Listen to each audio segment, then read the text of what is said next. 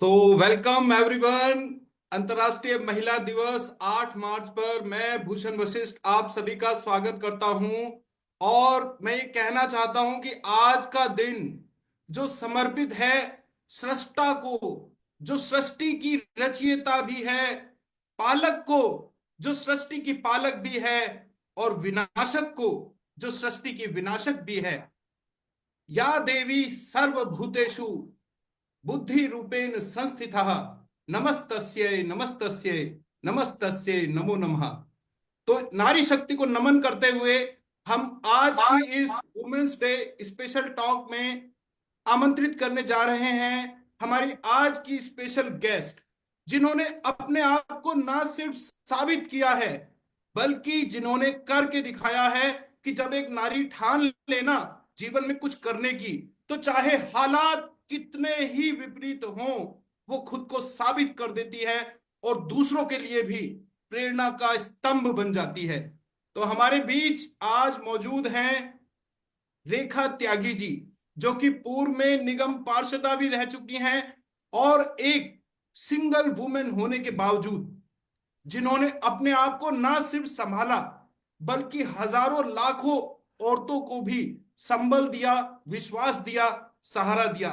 एक समाज सेवी के रूप में आज भी लगातार काम कर रही हैं। नारी शक्ति की मिसाल, जो कि वर्तमान में बेशक आज निगम पार्षद के पद पर नहीं है, लेकिन फिर भी समाज में उनका योगदान निरंतर जारी है। आज समाज के बीच एक मिसाल और कुछ पॉजिटिव संदेश देने के लिए अपने इस बिजी शेड्यूल से हमारे लिए समय निकाला। Thank you so much Rekha ji. Welcome to you. Please please come over to you ma'am.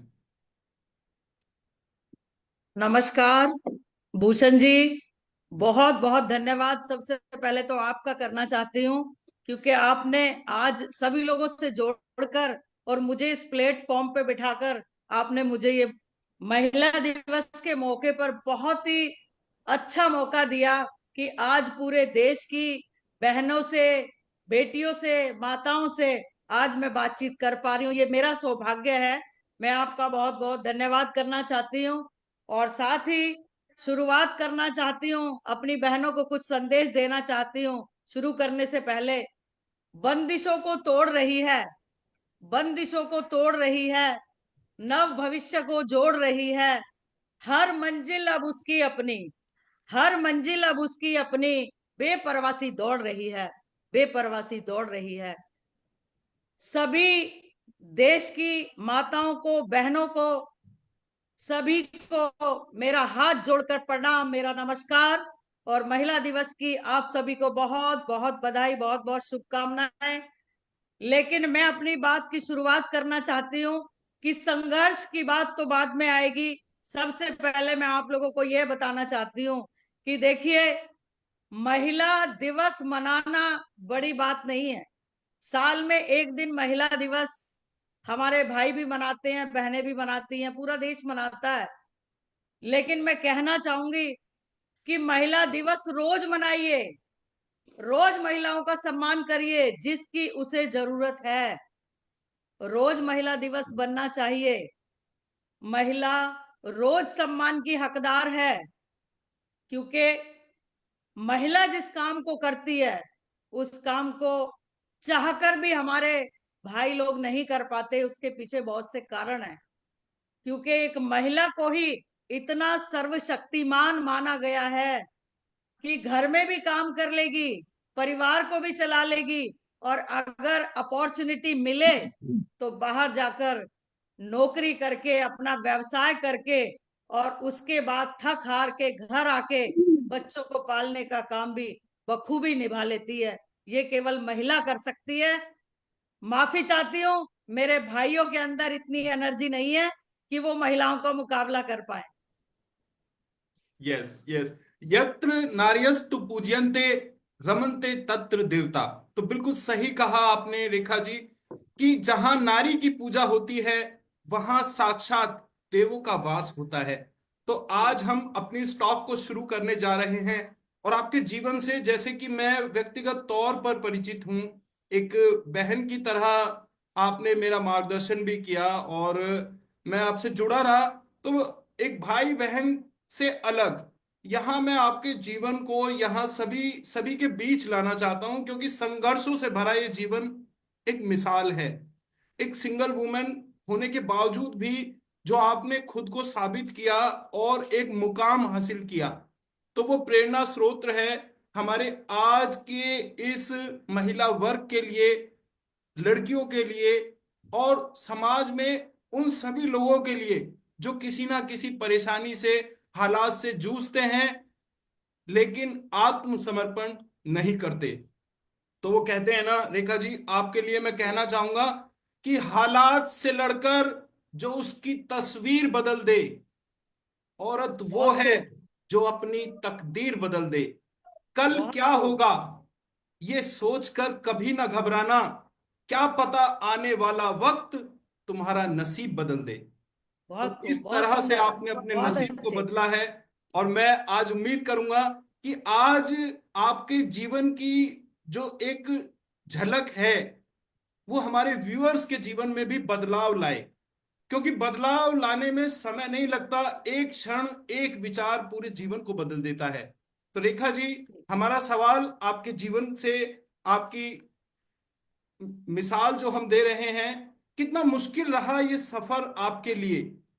आप आज जिस मुकाम पर हैं, क्या क्या कठिनाइयां आपने एक महिला होते हुए जिनका सामना किया और जिन पर विजय प्राप्त की? देखिए भूषण जी, आप भी पुराने परिचित हैं, अच्छे से जानते हैं। और जिस तरह अभी आपने बोला कि मैं तो एक भाई के रूप में हमेशा और मार्गदर्शक के रूप में आपके साथ रहा हूं, इसी तरीके से मेरी लाइफ में, मेरे जीवन में बहुत उतार चढ़ाव आए। बहुत उतार चढ़ाव आने के बावजूद मैं यहाँ तक पहुंची, तो कहीं ना कहीं आप जैसे सभी भाइयों का साथ मिला, प्यार मिला, विश्वास मिला, तो मैं यहाँ तक पहुंची। अकेले अपने जीवन में कोई भी पूरक नहीं होता, ये मेरा मानना है।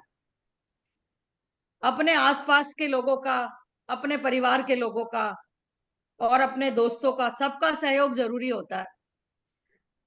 लेकिन मैं उन किस्मत वाली महिलाओं में से एक हूं कि जिसने जहां बैठी, जिससे बात करी, जिसने साथ दिया, ईमानदारी से दिया। कभी मुझे ना तो नेगेटिव लोग मिले और ना कभी पीछे खींचने वाले ऐसे लोगों से मेरा वास्ता रहा। जितने भी साथ में लोग थे, चाहे वो परिवार के हों और चाहे वो आप जैसे भाई हों या समाज में रहने वाले और बहुत सारे जो मेरे नियर डियर हैं, सभी ने मुझे बहुत साथ दिया। तो मेरी सफलता के पीछे बहुत सारे कारण हैं। लेकिन अगर बात संघर्ष की करी जाए, संघर्ष जीवन में हर आदमी को करना पड़ता है, औरत को तो छोड़िए, हर व्यक्ति को करना पड़ता है। अगर बात महिला की आती है तो महिला के पीछे संघर्ष की एक अलग से कहानियां जुड़ जाती हैं, क्योंकि महिला के संघर्ष के पीछे बहुत सारी बातें होती हैं। उसको घर से निकलने से पहले 10 बार सोचना पड़ता है, क्योंकि हमारे समाज में बहुत सारी ऐसी कुरीतियां हैं कि जिनकी वजह से आज भी महिलाओं को समान दर्जा नहीं दिया जा रहा। महिला जब घर से निकलती है तो रास्ते में उसे बहुत सी बाधाओं का सामना करना पड़ता है, और उस रास्ते की बाधाओं से पहले घर के लोगों की बातों का सामना करना पड़ता है। कहाँ जा रही है, कैसे जा रही है, क्या करने के लिए जा रही है, उसको सारा कुछ क्लैरिफाई करके तो उसे घर से निकलने दिया जाता है। और उसके बाद जब वो जाती है तो रास्ते की जो बाधाएं होती हैं, उन्हें आज समाज में हर लड़की, हर वो महिला महसूस करती है। घर से निकलते ही गली से ही शुरू हो जाती है, चाहे वो ईव टीजिंग हो, छेड़छाड़ हो। बहुत सी ऐसी चीजें हैं कि वो जब अपने मुकाम तक, अपने, अगर वो स्कूल में पढ़ती है तो स्कूल तक, कॉलेज तक, अपनी जॉब तक, अपने ऑफिस तक पहुंचने में उसे रास्ते भर परेशानियों परेशानियों जी। परेशानियों का सामना करना जी। पड़ता है। तो जो एक महिला घर से निकलती है, ये वही जानती है कि कितनी दिक्कतें उसके रास्ते में आती हैं। हमारे समाज में बहुत कुछ अभी बदलने की जरूरत है। बाहर निकलने के बाद आखिर लड़की को ऐसा क्यों महसूस होता है? ये सोचने का, विचारने का विषय है कि आखिरकार वो अपने को सेफ महसूस क्यों नहीं करती, क्यों वो घर से बाहर निकल के जब जाती है तो उसे इतनी समस्याओं का सामना करना पड़ता है। इस बारे में बहुत बड़ी डिबेटें होनी चाहिए, सुधार होने चाहिए, क्योंकि हम जब अपने घर में लड़कों की परवरिश करते हैं तो लड़कियों को तो बहुत कुछ सिखाते हैं। हम उन्हें सिखाते हैं कि भाई ऐसे चलना है, ऐसे कपड़े पहनने हैं, ऐसे रहना है, लेकिन हम लड़कों को ये संस्कार देना भूल जाते हैं कि किस तरीके से हमें अपनी, जिस तरीके से घर में बहन बेटी का आदर कर रहे हैं, सम्मान कर रहे हैं, उसी तरीके से बाहर जाने वाली भी हर महिला को हमें सम्मान की सम्मान की दृष्टि से नजरों से देखना है। देखना चाहिए। बहुत तो बहुत बढ़िया। मेरे सामने बहुत सारी चुनौतियों का इस तरीके से खैर, मैं काफी बोल्ड थी शुरू से ही। तो अगर किसी ने आंख उठा के देखने की कोशिश भी करी तो मैंने तो छक्के छुड़ा दिए। आप जानते हो, मुझे कभी किसी चीज से डर नहीं लगा। और ऊपर से अभी मैंने कहा कि जो मुझे फैमिली से भी सपोर्ट मिल रहा था, मेरे दोस्तों से भी सपोर्ट मिल रहा था, तो उसकी वजह से मैं काफी बोल्ड थी, तो मुझे इन समस्याओं का सामना नहीं करना पड़ा। लेकिन मैंने देखा है कि ये जो लड़कियां या लेडीज बाहर जाती है उनके लिए बहुत बड़ी समस्या है। अब बात आ जाती है मेरे संघर्ष की, तो नीचे से उठ के, एक गली मोहल्ले से उठ के और साधारण से परिवार में जन्म लेके और एक मुकाम तक पहुंचना, हासिल करना, ये एक बहुत बड़ी चुनौती होती है। जी। तो जॉब शुरू में लगना आपने सोशल वर्कर काफी काम किया, और जी। मैं ये देखता हूं कि देखिए सबसे बड़ी हिम्मत की बात कि भारत में, हमारे देश में भ्रांति है कि अकेली औरत कुछ ज्यादा नहीं कर सकती, लेकिन एक सिंगल वुमेन होने के बावजूद आपने समाज सेवा के क्षेत्र में जुड़ी, फिर उसके बाद आपने चुनाव लड़ा और निगम पार्षद का चुनाव जीता, 5 साल अपने क्षेत्र में आपने बहुत ही सफलतापूर्वक काम भी किया। तो ये चीजें, आपके जीवन की जो सबसे बड़ी चुनौती है वो क्या रही, कृपया हमारे व्यूअर्स को बताएं। देखिए, वैसे तो हर महिला के जीवन में चुनौतियां होती हैं, लेकिन महिलाओं के जीवन की जो चुनौती की बात करें तो वो मेरे साथ भी था, तो ये मुझसे ही जुड़ी हुई बात है। चुनौतियां इतनी होती हैं और दायरे सीमित होते हैं। हमारे साथ सबसे बड़ी प्रॉब्लम ये है कि हमारे दायरे सीमित और हमसे अपेक्षाएं बहुत ज्यादा की जाती। तो उन्हें, हमें उन अपेक्षाओं पे खरे उतरने के लिए बहुत कसौटियों पे उतरना पड़ता है, बहुत संघर्ष करना पड़ता है। मेरे जीवन की शुरुआत हुई, अच्छा चला, उसके बाद धीरे धीरे धीरे धीरे आगे समाज सेवा करते करते कैसे राजनीतिक कैरियर मेरा बनना शुरू हो गया, मुझे पता भी नहीं चला। मैं तो समाज सेवा कर रही थी, समाज सेवा से जुड़ी हुई थी। मेरे पास बहुत सारी महिलाएं आती थी अपना दुख दर्द लेके, और उन महिलाओं के साथ मैं बैठती थी, उनकी टीस को सुनती थी, जब मैं उनसे बात करती थी। बहुत सारे परिवार ऐसे होते थे जो टूटने के कगार पर होते थे, और मैं उनकी काउंसलिंग करती थी। मुझे, एक्चुअली मुझे ये आदत कहाँ से पड़ी, मैं पहले उस बात पे गौर कर लूं। मुझे ये आदत पड़ी कि जब मैं स्कूलिंग में थी तो उस वक्त भी, या अड़ोस पड़ोस में भी, मैं जब भी लोगों के घर जाया करती थी तो मुझे वहां पे अपनी फ्रेंड्स के साथ बैठना कम पसंद था। मुझे लगता था कि फ्रेंड्स के साथ तो मैं स्कूल में भी बैठ लेती हूँ, लेकिन मैं उनके पेरेंट्स के साथ बैठकर बात करना पसंद करती थी। जो बुजुर्ग हुआ करते थे, उनके पेरेंट्स से बात करके मुझे कुछ सीखने को मिलता था, मुझे कुछ अच्छा लगता था। तो मुझे वहां से थोड़ा अपने से बड़े लोगों में बैठने की आदत पड़ गई, उनके विचार सुनने की, जानने की इच्छा रहती थी, तो उनके साथ मैं काफी समय स्पेंड करने लगी। फिर धीरे धीरे धीरे धीरे मैं समाज सेवा में लग गई। और समाज सेवा में लगने के बाद फिर लोगों ने कहा कि जब तुम सारा दिन समाज सेवा ही करती हो तो इसे एक प्लेटफॉर्म पे क्यों नहीं करती।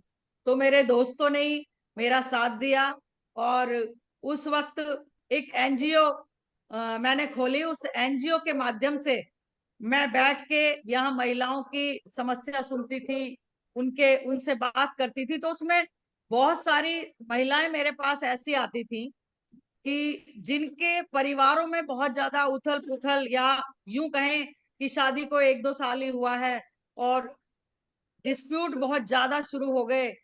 तो उसमें उन्हें काउंसलिंग करने वाले ना तो फैमिली होती थी, ना परिवार के लोग होते थे, मतलब ना बाहर के लोग, ना उनके दोस्त। उनको भटकाव वाली स्थिति उनके साथ मैंने देखी।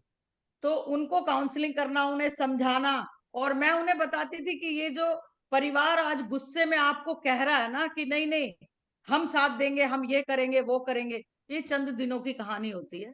तो आप लोग अपने संघर्ष को अगर जारी रखना है तो आप उसी घर में रहिए और सम्मान के साथ फाइट करिए, और अपने अधिकारों के लिए, अपने कुछ चीजों अधिकारों को के लिए लड़िए। समझिए, अपने अधिकारों की लड़ाई लड़िए। कुछ जी। चीजों को प्यार से निपटाइए, कुछ चीजों को तकरार से निपटाइए। तो इस तरह मैंने बहुत सारी लड़कियों की, लड़कों की भी काउंसलिंग करी। समाज सेवा में इसी तरीके से आगे बढ़ती चली गई, मुझे पता भी नहीं चला।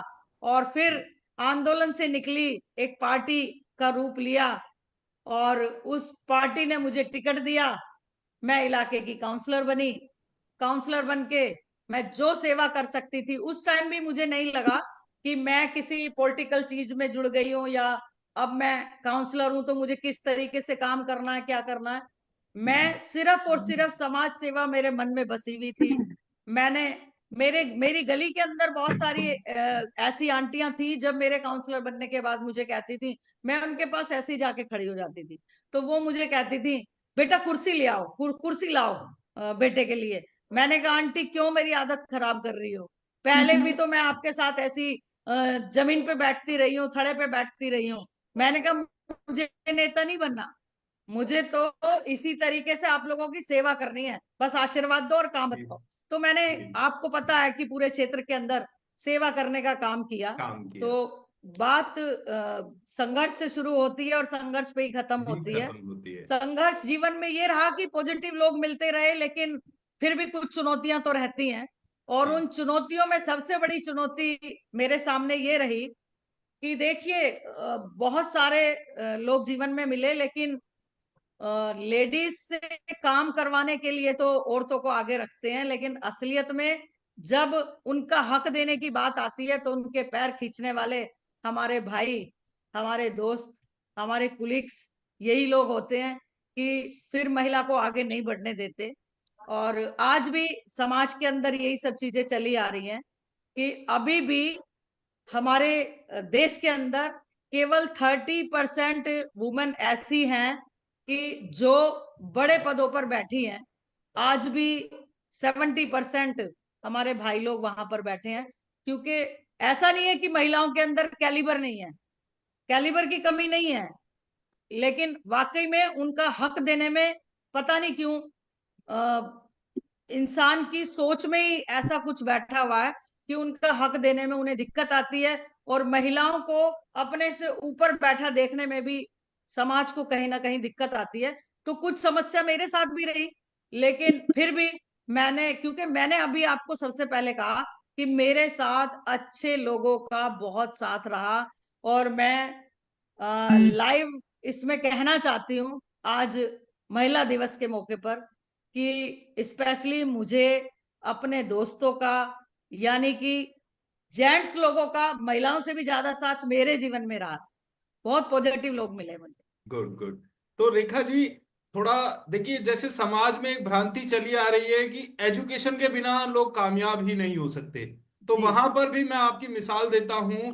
जैसा अब मैं हमारे व्यूअर्स को आप बताएं, आपकी एजुकेशन कहाँ तक रही है? देखिए भूषण जी, सवाल तो आप टेढ़े ही पूछ रहे हैं, लेकिन कोई बात नहीं। एजुकेशन, मेरी स्कूलिंग तो यही अपना बिहार में ही हुई है। जी। और उसके बाद मैंने दिल्ली यूनिवर्सिटी से ग्रेजुएशन शुरू किया। तो वो किसी कारण से थोड़ा इनकम्प्लीट रहा, लेकिन उसके बाद मैंने कई सारे कोर्सेज ज्वाइन किए। चाहे टाइप शॉर्ट हैंड का कोर्स हो, जी। उस टाइम पे जो चलता था, और उसके साथ चाहे लाइब्रेरी साइंस का कोर्स हो, जी। इस तरीके के बहुत सारे कोर्सेज मैंने किए। मेरा तो मकसद सिर्फ यही पूछना है कि रेखा जी, मैं ये बताना चाहता हूं आपके माध्यम से कि शिक्षा कोई बाध्यता नहीं है। जब इंसान जीवन में ठान लेता है कुछ करने की, तो जी, कोई भी दिक्कत, छोटी मोटी पढ़ाई लिखाई या कोई भी परेशानी उसके आड़े नहीं आती, वो कामयाब हो सकता है। ये बिल्कुल सही। आपकी सवाल भी सही है और आपका जवाब भी सही है कि शिक्षा बिल्कुल भी आड़े नहीं आती। आपके अंदर कौशलता होनी चाहिए, आपके अंदर दृढ़ निश्चय होना चाहिए, कुछ करने का जज्बा होना चाहिए। और जब हमारे अंदर हम कुछ करने की ठान लेते हैं, तो हमारे कितना भी बड़ा तूफान आ जाए हमारे सामने नहीं टिक पाएगा। शिक्षा, मैं कहना चाहूंगी, बेहद जरूरी है लाइफ में। जी। स्पेशली लड़कियों के लिए भी कहना चाहूंगी, बेहद जरूरी है। सबसे बड़ा पार्ट शिक्षा है, लेकिन शिक्षा बाधा भी नहीं है। अगर नहीं है तो शिक्षा बाधा भी नहीं है, बाधा भी ऐसा नहीं भी है। है। जी। लेकिन फिर भी प्रायोरिटी पे सबसे पहले मैं शिक्षा को लेना चाहूंगी कि सबसे पहले हर लड़की को अपनी पढ़ाई पर फोकस करना चाहिए, और पढ़ाई के बाद और चीजों पर फोकस करना चाहिए। सबसे पहले अपनी एजुकेशन को कंप्लीट करना चाहिए। जी। पढ़ो, आगे बढ़ो। तो जी, अब बिल्कुल। रेखा जी, हमारा आगे है रैपिड फायर राउंड, जिसमें आपसे 10 सवाल पूछे जाएंगे, जिनका जी, आपको एक वर्ड में बहुत जल्दी जल्दी आंसर करना है। और मैं अपने व्यूअर्स को बताना चाहता हूं, नीलम वर्मा जी को, ममता शर्मा जी, रविदास जी, सत्येंद्र तोमर जी, आकाश जी, आपका कोई भी सवाल है, हम लास्ट में 10 मिनट्स का क्वेश्चन आंसर राउंड रखेंगे, जिसमें आप अपना लाइव क्वेश्चन रख सकते हैं। तो अब रैपिड फायर राउंड के लिए रेखा जी, आप तैयार हैं? जी, मैं तैयार हूँ। जी। तो खुद को कैसे, किस रूप में देखती हैं, क्या मानती हैं? देखिए, एक वर्ड। अच्छा, एक वर्ड। मैं इस वक्त जो हूं वही बताऊंगी। जी। पॉलिटिशियन। ओके। आप, योर सोर्स ऑफ इंस्पिरेशन, आपको प्रेरणा कहाँ से मिलती है? प्रेरणा मुझे हर उस माँ से मिलती है, हर उस देश की बेटी से मिलती है कि जिसने समाज की बाधाओं को पार करके, चुनौतियों को पार करके, और समाज के अंदर और परिवार के अंदर अपना नाम रोशन किया है। एवरीवन। ओके। जीवन में सबसे ज्यादा जरूरी क्या है आपके लिए? मेरे लिए जीवन में सबसे ज्यादा जरूरी कड़ी मेहनत और ईमानदारी। स्वरोजगार, सेल्फ एम्प्लॉयमेंट या दोनों, नौकरी, क्या दोनों, महत्वपूर्ण है? दोनों। जीवन में आगे बढ़ने का मंत्र? Hard work. जीवन में सबसे बड़ा दोस्त? जीवन में सबसे बड़ा दोस्त संयम। संयम। और जीवन का सबसे बड़ा दुश्मन? दुश्मन तो नहीं था कल। लेकिन फिर भी। मैं घमंड को सबसे बड़ा दुश्मन मानता हूं। जी, वो कहते हैं ना, नहीं, अहंकार मैं में भी मिट मानती हूँ। गए। I agree with you. अहंकार में मिट गए कुल गौरव और वंश, नहीं मानते तो देख लो रावण कौरव कंस। तो बहुत जब अच्छे, अहंकार, बहुत खूब। अभिमान हो जाता है, तो सब कुछ मिट जाता है। जी, तो जी। सबसे बड़ा दुश्मन जीवन में मुझे यही लगता है। अच्छा, आगे बढ़ने, सफलता का फार्मूला क्या है आपकी नजरों में? आगे बढ़ने के लिए इंसान को लगन, मेहनत, कठिन परिश्रम और धैर्य। अच्छा रेखा जी, क्या जरूरी है जीवन में? शादी, कैरियर, बच्चे या आत्मनिर्भरता? आत्मनिर्भरता। जी। आपके जीवन का सबसे बड़ा सपना, अगर आपको सारी पावर्स दे दी जाएं एक दिन के लिए, तो आप क्या बदलना चाहेंगी? सारी पावर दे दी जाए तो सबसे पहले मैं महिलाओं के जीवन को बदलना चाहूँ। जी। आपका आइडियल कौन है? अहिल्या भाई होलकर। अहिल्या भाई होलकर। आपकी सबसे बड़ी ताकत?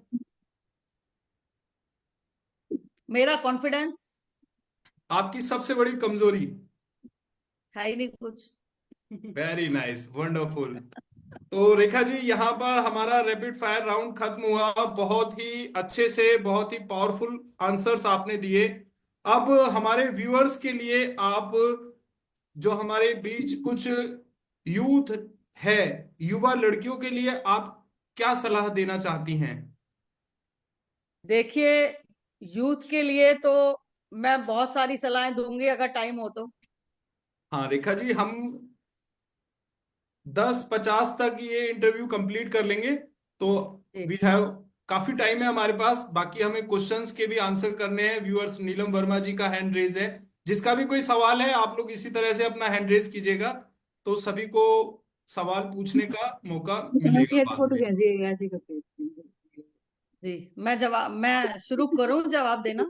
हाँ जी, युवा लड़कियों के लिए आपकी सलाह। हाँ हाँ करो। युवा ये लड़कियों आगे को करो, ये मैं आगे सलाह करो। देना वो चाहूंगी वो कि आना जितनी चाहिए, भी वो दूसरा। भारत देश की बेटियां हैं और जो आज के टाइम पे यूथ हैं, उन सभी बेटियों को मैं दिखा कौन। सबसे पहले तो मैं आशीर्वाद देना चाहूंगी कि जीवन में खूब तरक्की करो, आगे बढ़ो, अपने देश का नाम रोशन करो, अपने परिवार का, माता पिता का, सबका नाम रोशन करो। क्योंकि आज महिला दिवस है, तो महिला दिवस पे बेटियों को आशीर्वाद तो बनता है। दूसरा, मैं हर बेटी से कहना चाहूंगी कि कभी भी जीवन में मुड़ के मत देखो, पीछे मत हटो, किसी चीज से घबराओ मत। सबसे पहले घर में सामना करो और पॉजिटिव वे में करो। नेगेटिव वे में करने की जरूरत हमें नहीं पड़ेगी अगर हम पहले से ही अपने आप को पॉजिटिव वे में लेके चलेंगे। घर के अंदर पेरेंट्स को अपने फेवर में लो, और जो पढ़ाई करना चाहते हो सबसे पहले अपने उस मकसद में कामयाब हो। अपनी पढ़ाई को, एजुकेशन पे फोकस करके उसको पूरा करो, और अपना एक उद्देश्य बनाओ। उस उद्देश्य को, उस लक्ष्य को प्राप्ति के लिए ना तो किसी से डरो, ना पीछे हटो, और ना घबराओ। उस लक्ष्य की प्राप्ति के लिए जहां भी अड़ना पड़े, जहां भी लड़ना पड़े, वहां उसके लिए आप अड़ जाओ, लड़ जाओ, लेकिन अपने लक्ष्य को अचीव करके ही दम लो। क्योंकि समाज में जो बेटियां हैं, वो थोड़ी सी बाधा आने के बाद ही घबरा जाती हैं, बैठ जाती हैं, पीछे हट जाती हैं। मैं उन सब बेटियों को कहना चाहूंगी कि गोल बनाओ और गोल को आप अचीव करो। सबसे पहला काम आपका यही है। जबकि घर में, समाज में दिखाई दे रहे लड़कियों हैं। को सिर्फ एक ही दृष्टि से देखा जाता है कि थोड़ा सा पढ़ाओ लिखाओ और उसके बाद इनकी शादियां कर दो। बिल्कुल मत करो जब तक तुम्हारा दिल ना चाहे। थोपी भी शादियां बिल्कुल मत करो। जबरदस्ती कोई किसी चीज में आपको डालना चाहे, बिल्कुल मत जाओ। जो आपका दिल करे जल्दी सही कर। करो, पेरेंट्स का नाम भी रोशन करो, और सही करो।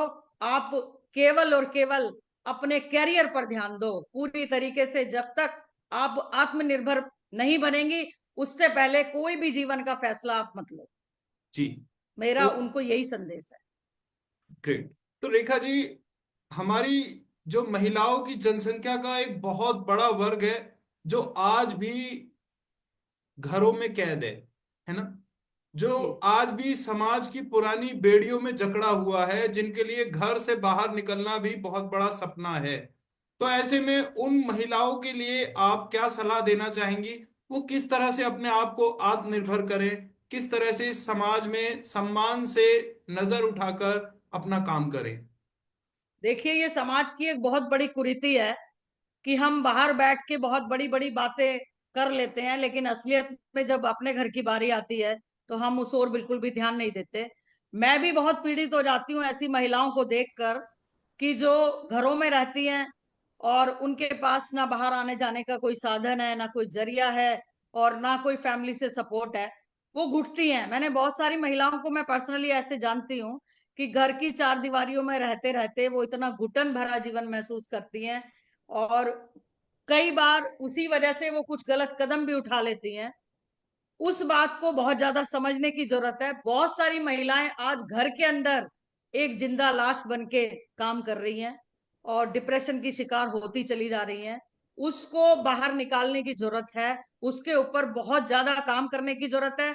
हमारी सोसाइटी में देखिए, मैन के लिए तो बहुत सारे संगठन बने हुए हैं। मैन के लिए आजादी भी बहुत है। बाहर निकलते हैं, संगठनों के रूप में भी बाहर भी जाते हैं, आउटिंग भी करते हैं। लेकिन एक महिला अगर बाहर निकल के और एक आइसक्रीम भी खाना चाहे तो गोलगप्पे भी खाना चाहे तो उसे घर वालों से परमिशन लेनी पड़ती है। ये इस सब चीजों को हमें बहुत ज्यादा सुधार की जरूरत है। और अगर हम एक अवेयरनेस का इस तरीके का कोई प्रोग्राम चलाएं, महिलाओं के संगठन बनाएं और महिलाओं को जोड़ें, छोटी छोटी किट्टी पार्टियों के माध्यम से उन्हें 2 घंटे के लिए फ्रीडम मिले, वो अपनी मर्जी से डांस कर सके, अपनी मर्जी से हंस सके, अपनी मर्जी का खा सके, पहन सके, तो उनके लिए वो 15 दिन की एक एनर्जेटिक एक मूवमेंट हो जाएगी। तो जी इस तरीके के प्रोग्राम करने की समाज में बहुत ज्यादा जरूरत है। और भूषण जी, मैं तो आपको भी कहना चाहती हूँ कि आप और हम बहुत ज्यादा दूर से नहीं हैं, तो आप अपने एरिया से शुरू करिए, मैं अपने एरिया से शुरू करती हूँ। शुरुआत हम दोनों ही कर देते हैं। ये वाकई में एक बहुत सीरियस मैटर है जिसके ऊपर लोग ना तो ज्यादा सोचते हैं ना इस पे काम करते हैं, तो इस पे बहुत ज्यादा काम करने की जरूरत है। और मैं आपसे रिक्वेस्ट करती हूँ कि आप भी ऐसा करिए। और मैं इसमें लाइव आपके साथ बैठ के आपसे वादा भी करती हूँ महिला दिवस के मौके पर कि मैं अपने अड़ोस पड़ोस में इस तरीके का अभियान चला के, और जिन महिलाओं को मैं जानती हूँ वाकई में कि अंदर अंदर अंदर अंदर डिप्रेशन की शिकार हो रही हैं, मैं उनसे बातचीत करके उनको इस माहौल से जरूर मुक्ति दिलाऊंगी, ये मेरा वादा है। Thank you so much Rekha जी। तो देखिए, एज ए साइकोलॉजिस्ट, मैं एक साइकोलॉजिस्ट भी हूं, तो मेरी आज ये सलाह वुमेन्स डे पर सभी माताओं बहनों के लिए ये है कि आप, आजकल सोशल मीडिया का जमाना है और इंसान ने, कोई भी इंसान ऐसा पैदा नहीं किया जिसे किसी तरह का कोई हुनर ना दिया हो। तो कोई ना कोई हुनर हमारे और आपके सबके भीतर है। अपने उस हुनर को पहचानिए। और आजकल सफल होना कोई बहुत बड़ी बात नहीं है, बहुत मुश्किल बात नहीं है। आप यूट्यूब फेसबुक से फेमस हो सकते हैं, लेकिन कहते हैं ना कि स्त्री की गरिमा का भी हमें ध्यान रखना है ना।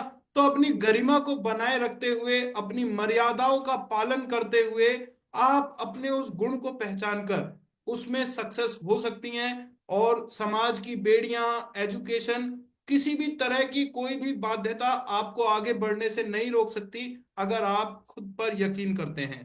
तो बहुत ही पावरफुल आज रेखा जी की शेयरिंग हमें मिल रही है। तो रेखा जी, मेरा आपसे आखिरी सवाल, उसके बाद हम अपने व्यूअर्स की क्वेश्चन लेना शुरू करेंगे। आपके जीवन का कोई ऐसा वाकया जिसने जिसने आपको सबसे ज्यादा प्रेरित किया हो, आज भी आपके जीवन को प्रेरित कर रहा है और हमारे व्यूअर्स को भी प्रेरित करे। होते ही ना, कुछ घटनाएं ऐसी हो जाती हैं जिन्हें हम जी अक्सर याद करते हैं। They are the golden moments of our life. तो प्लीज शेयर विद अस। जी भूषण जी, मेरे जीवन की 2017 की घटना मैं आपको सुनाती हूँ।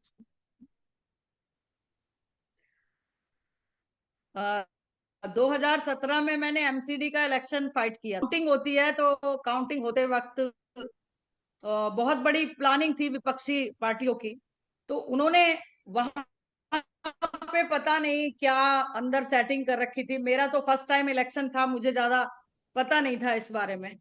तो वहां उन्होंने उस वक्त क्या किया कि माहौल ऐसा क्रिएट कर दिया कि मैं फाइट कर रही थी और मैं आगे चल रही थी, मैं जीत रही थी। जीतते जीतते जीतते जीतते अचानक लास्ट राउंड में आके, जब उन्हें लगा कि ये तो जीत ही रही है, उन्होंने वहां माहौल को खराब किया। और माहौल खराब करके उन्होंने वहां हुटिंग शुरू कर दी। हुटिंग शुरू करके मुझे हरा के हमारे लोग भी उठ के चले गए। अब जैसे होता है ना कि कैंडिडेट अंदर की साइड बैठता है और एजेंट बाहर बैठते हैं, तो मैं अंदर थी, एजेंट मेरे बाहर बैठे थे, सभी पार्टियों के बैठते हैं। तो वो एजेंट सारे घबरा के उठ के चले गए वहां से, इस तरीके का माहौल अंदर बना दिया। तो उसके बाद मैंने देखा कि अब वहां अंदर फोन भी नहीं होता। तो मैं अंदर मैंने देखा सारे लोग चले गए। अब उसके बाद एसडीएम जो आरओ होता है, आरओ इलेक्शन को पूरे को वो मैनेज करते हैं, देखते हैं, उन्होंने मुझे रिटर्निंग कहा कि ऑफिसर। रिटर्निंग ऑफिसर, तो उन्होंने कहा कि आप साइन करिए लास्ट इसके ऊपर। हर राउंड में वो साइन कराते थे। तो लास्ट राउंड में वो मुझसे कहने लगे कि ये लो, आप इस पे साइन करो। सारे कैंडिडेट्स के साइन होते हैं कि हमने देख ली, मशीनें ठीक ठाक हैं, सब ओके है रिपोर्ट। तो अचानक से मुझे गुस्सा आया, मुझे लगा मेरे लोग, इन्होंने इतनी हुटिंग कर दी, सब उठ के चले गए, और अभी मैंने मशीनें भी नहीं देखी क्या हुआ क्या नहीं हुआ, रिजल्ट नहीं आया, कुछ नहीं हुआ। तो मैंने गुस्से में वो पेपर जो उन्होंने मुझे साइन करने के लिए दिया मैंने फेंक दिया, मैंने उस पर साइन नहीं किए। उस वक्त मुझे भी मालूम नहीं था कि इस पे साइन ना करना ये मेरे लिए इतनी बड़ी बात है। मैंने तो गुस्से में फेंका वो। खैर ये सब होके अब मुझे लगा कि बाहर निकलो भाई, यहाँ तो अपना कोई है ही नहीं। अब तो ये इन्होंने हरा ही दिया। जैसे ही मैं बाहर निकलने लगी, वहां अंदर फोन भी नहीं होते, कुछ नहीं होते, तो पुलिस वाले मुझे बोलते हैं, खड़े थे वहां कई सारे, कि आप इधर से मत जाओ मैडम, आप तो इलेक्शन हारी हो ना, तो यहाँ तो बीजेपी वाले जिप्सी सजा के खड़े हैं। ओ सॉरी, सॉरी सॉरी, तो कि यहाँ तो दूसरी अदर पार्टी वाले खड़े हैं, तो आप इधर से मत जाइए। मैंने कहा कोई बात नहीं। मैंने किसी की हेल्प लेके एक फोन अपने कुलिग्स को किया जो बाहर खड़े थे कि ऐसे ऐसे हो गया। तो कहने लगे कोई बात नहीं।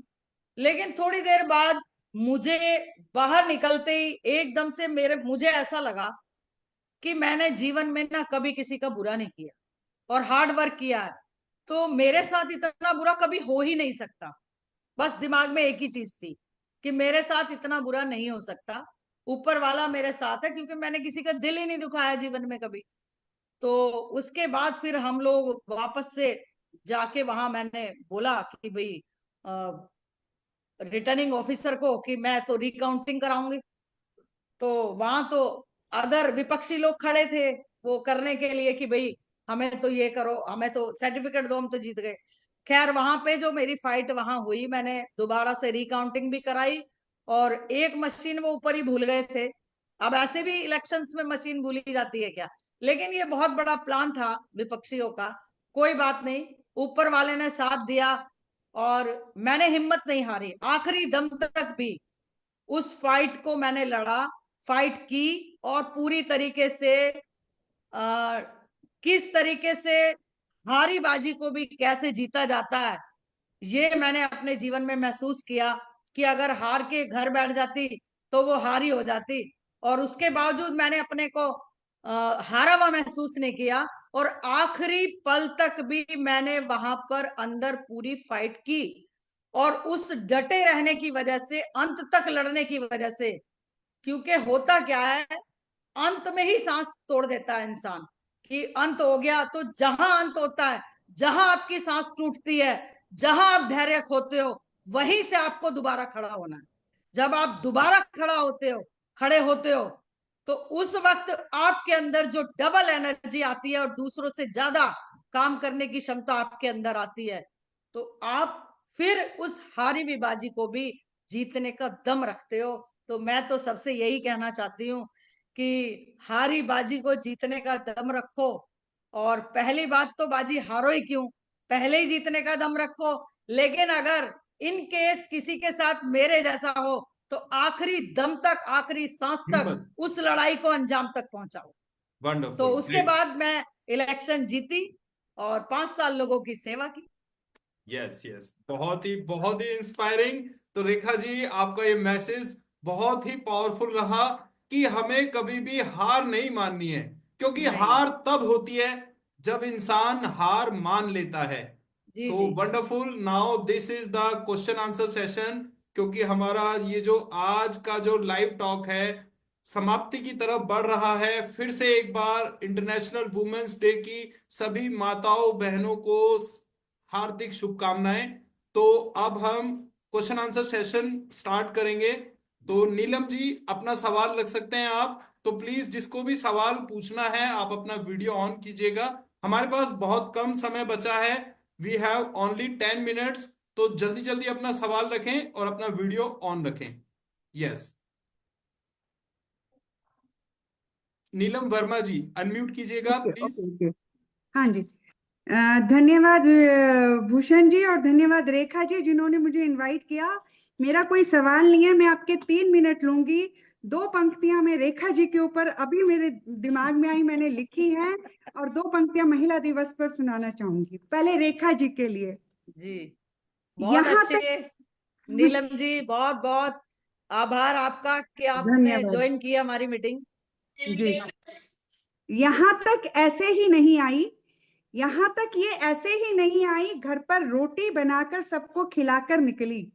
यह मत समझना कि खाली पेट आई, घर से ताने कटाक्ष खाकर आई। उन तानों से बदहजमी ना हो, उन तानों से बदहजमी ना हो, इसलिए अपने कुर्ते पे शान से जैकेट को पहन कर आई। जिस दर्द को आप सभी महसूस कर रहे हैं, वो दर्द तो कमबख्त ये बहुत पीछे छोड़ कर आई। जिस चोट से आप बिलबिला उठते हैं, जिस चोट से आप तिलमिला उठते हैं, उस चोट की तो ये आदत बनाकर आई। अयोध्या में राम को पुनः स्थापित को तो कर लिया आपने, अब तो ये आपकी लंका जलाने आई। बहुत बढ़िया, बहुत सुंदर, बहुत सुंदर। ग्रेट, अब दो वंडरफुल। पंक्तियां आज महिला दिवस के ऊपर मैं रोक नहीं पाती महिलाओं के ऊपर कुछ लिखने से।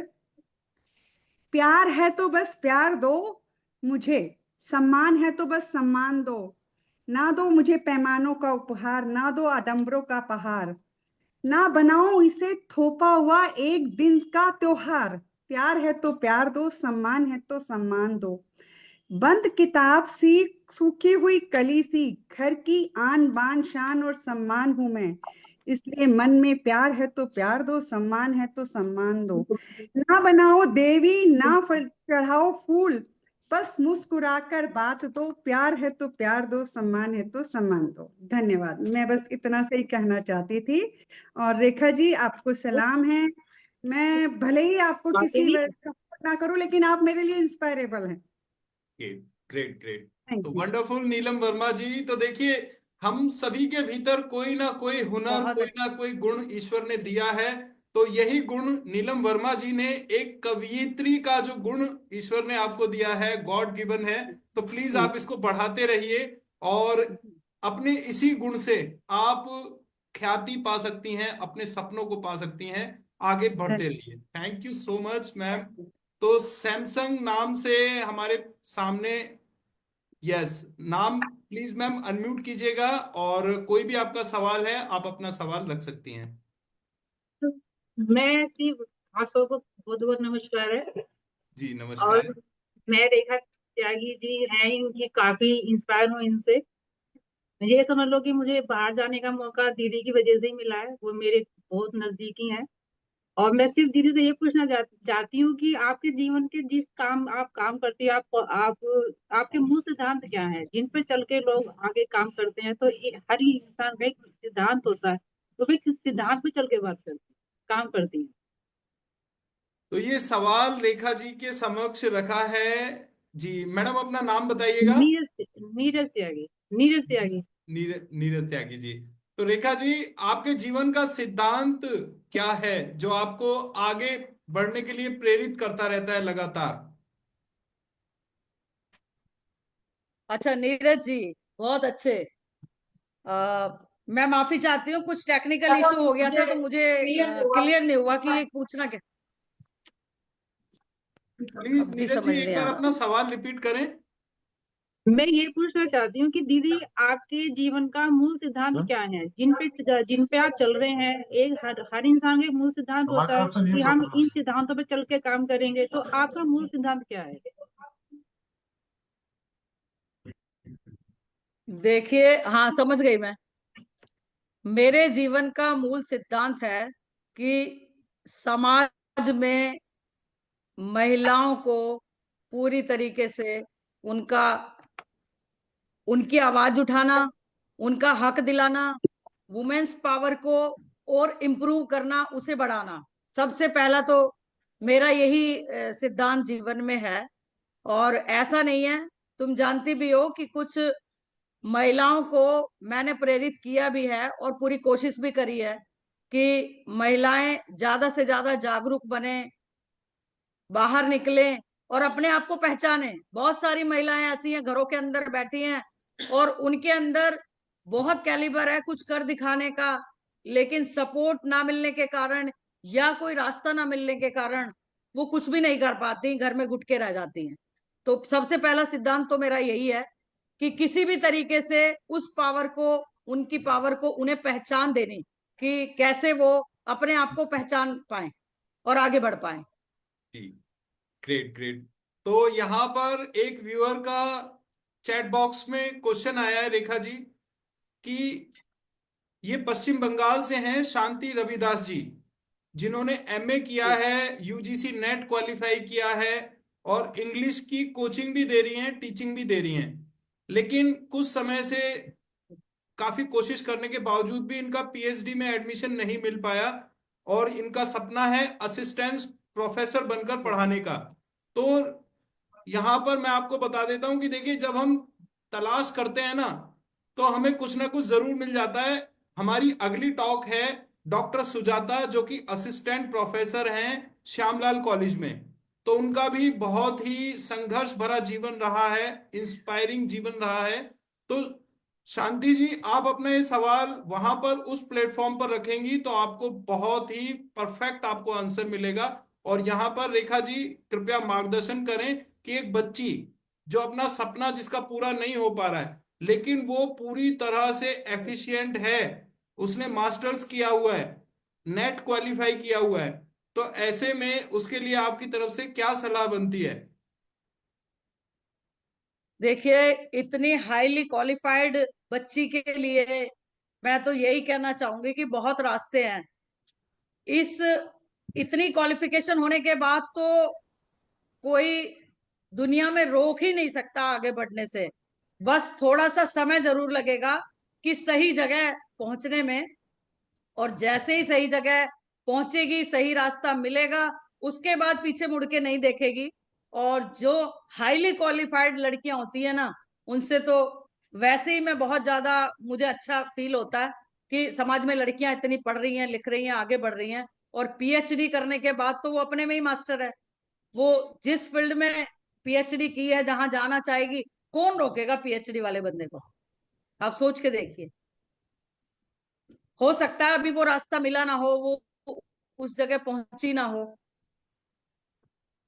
जी, ग्रेट। तो मैं यही आपसे आगे कहना चाहूंगा कि देखिए, अपनी हिम्मत को बनाए रखिए, बरकरार रखिए। वो कहते हैं कि तू दौड़ में अव्वल आए ये जरूरी तो नहीं, तू सबको पीछे छोड़ दे ये भी जरूरी नहीं। जरूरी है जी। तेरा दौड़ में शामिल होना, जरूरी है तेरा गिरकर फिर से खड़े होना। जिंदगी में इम्तिहान बहुतेरे होंगे, जो कल तुझसे आगे थे वो कल पीछे तेरे होंगे। बस तू चलना मत जी, छोड़ना, बहुत को। बस तू लड़ना मत छोड़ना। तो बेटा लगे रहो, कंसिस्टेंसी बनाए रखो, खुद के ऊपर हिम्मत बनाए रखो, और एक दिन आएगा जब सफलता की देवी तुम्हारा वरण करेगी, सफलता की देवी तुम्हारा चुनाव करेगी और तुम्हारे सपने पूरे होंगे। तो लगे रहिए। इसी के साथ ही आज एक और क्वेश्चन हमें चैट बॉक्स में दिखाई दे रहा है, रेखा जी, जाते जाते इस सवाल का भी जवाब प्लीज आप जी दीजिएगा पूछे। कि जी जी। आजकल महिलाएं एजुकेटेड हैं, अच्छी पढ़ी लिखी हैं, लेकिन इसके बावजूद भी वो खुद की पहचान बनाने में पीछे रह जाती हैं। तो उनके जी। लिए आप क्या कहना चाहेंगी? मैंने स्टार्टिंग में भी यही बोला था भूषण जी कि महिलाएं पढ़ी लिखी भी हैं, और अच्छा, उनके अंदर अच्छी क्वालिटी है, अच्छा कैलिबर है, लेकिन फिर भी कहीं ना कहीं वो पीछे रह जाती हैं, अपने दायरे सीमित कर लेती हैं।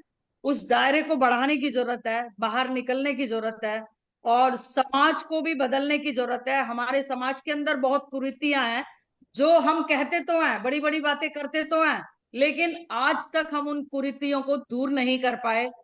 महिला की हेल्थ पर कोई बात नहीं करता, महिला के करियर पर कोई बात नहीं करता।